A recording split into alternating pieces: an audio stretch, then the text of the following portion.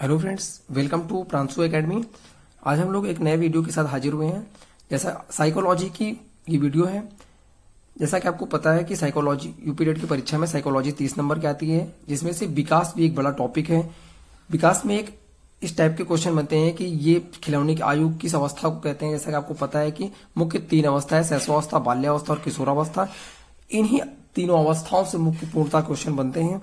तो आज हम लोग जो देखने वाले हैं वो देखेंगे कि कई सारे मैंने प्रीवियस पेपर में देखे हैं कि क्वेश्चन बनता है कि खिलौने की आयु किस अवस्था को कहा जाता है। इस टाइप के डिक्टो क्वेश्चन बनते हैं। या सीखने का आदर्श काल किस अवस्था कहा जाता है, तूफान की अवस्था किस अवस्था कहा जाता है। तो इस टाइप के क्वेश्चन बनते हैं। तो मैं आज आपके सामने, ये भी मैंने लिखा है इसको, तो देखेंगे क्या लिखा है।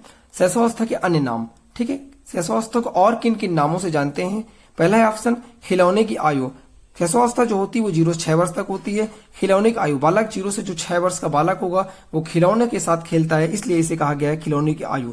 सेकंड नंबर है भावी जीवन का सबसे महत्वपूर्ण काल। भावी जीवन का यानी जो पूरा उसका जीवन है, उसका आने वाले जो जीवन का सबसे महत्वपूर्ण काल है, क्योंकि इसी के थ्रू, जैसा कि आपको पता है, फ्रॉइड ने कहा था कि बालक को जो कुछ बनना होता है वो अपनी 4 से 5 वर्ष की अवस्था में बन जाता है। तो भावी जीवन का सबसे महत्वपूर्ण काल होता है। सीखने का आदर्श काल, बालक कुछ भी सीखने को तैयार होता है। बालक को आप बताओगे कि हाँ ये चीज है, ये है, उसको नहीं पता है सही क्या है गलत क्या है, लेकिन वो सीखने के लिए तत्पर होता है। तो सीखने का इसको आदर्श काल कहा गया। अतार्किक चिंतन की अवस्था, बालक अतर्क पूर्ण चिंतन करता है, यानी वो कुछ भी पूछने लगता है कि ये क्या है, आप बताओगे ये है, वो क्या है, ये बताओगे ये, फिर ये क्यों होता है। ऐसे टाइप के अजीब टाइप के क्वेश्चन करता है जिसका कोई तर्क, रियल लाइफ से कोई तर्क नहीं होता। तो अतार्किक चिंतन की अवस्था। अगला पॉइंट है जीवन का सबसे महत्वपूर्ण काल।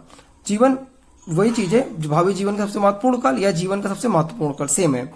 प्रिय लगने की उम्र, ये सबको प्रिय लगती है, ये एज सबको लगती है, सब लोग इस उम्र में जाना चाहते हैं, इसलिए इसको कहा गया प्रिय लगने की उम्र। अगला है अनुकरण द्वारा सीखने की अवस्था।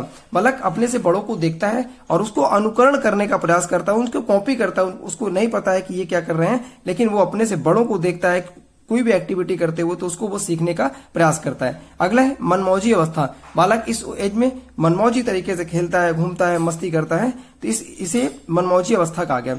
अगला है, वही पॉइंट मैंने रिपीट दोबारा लिख दिया है, खिलौने की आयु दोबारा लिख दिया गलती से। अगला देखेंगे, नेक्स्ट है आपका बाल्यावस्था के अन्य नाम। मैंने आपको पहले शैशवावस्था लिख लिया, अब देखेंगे बाल्यावस्था के अन्य नाम। बाल्यावस्था की जो अवस्था होती है वो 6 से 12 वर्ष तक होती है, और इस अवस्था को और किन किन नामों से जाना जाता है इस पर हम चर्चा करेंगे। अभी पिछले साल क्वेश्चन भी आया था कॉर्ल और ब्रूस के अनुसार। कॉर्ल और ब्रूस ने कहा था कि बाल्यावस्था को संपूर्ण जीवन का सबसे अनोखा काल कहा गया है, कि बाल्यावस्था जो होती है पूरे जीवन का सबसे अनोखा काल होती है, इसलिए इसको किसने कहा था, कॉर्ल और ब्रूस ने कहा था। ये पिछले साल यूपीटेट 2019 की परीक्षा में 8 जनवरी में जो हुआ था उसमें आया वो क्वेश्चन है। अगला है टोली दल समूह की आयु। इस एज में बालक टोली या दल, खुद का अपना टोली या समूह ग्रुप पे रहना, अपनी खुद की दोस्ती का निर्माण करता है। मिथ्या परिपक्वता की आयु, मिथ्या परिपक्वता की आयु भी इसे कहा गया है। खेल की आयु, देखिए इसमें खिलौने की आयु कहा गया है, जबकि इसको खेल की आयु कहा गया है। ऊपर आप शैशवावस्था में खेल की आयु होती है, जबकि शैशवावस्था खिलौने की आयु होती है, जबकि बाल्यावस्था खेल की आयु होती है।